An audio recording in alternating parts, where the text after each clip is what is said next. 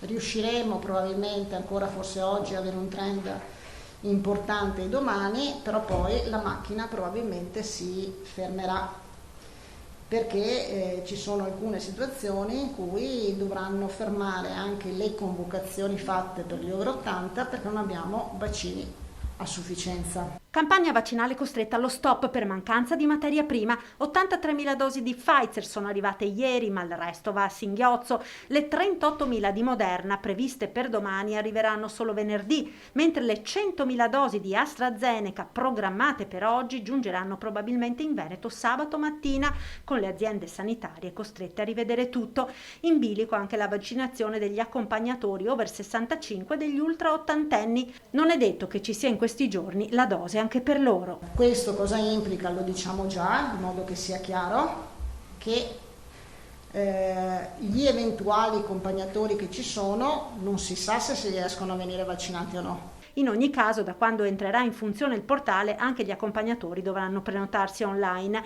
In questa fase si procederà con la vaccinazione degli over 80 non ancora immunizzati, i soggetti fragili, circa 200.000 in Veneto, e di disabili, 130.000 sulla base degli elenchi inviati alle USL dall'INPS.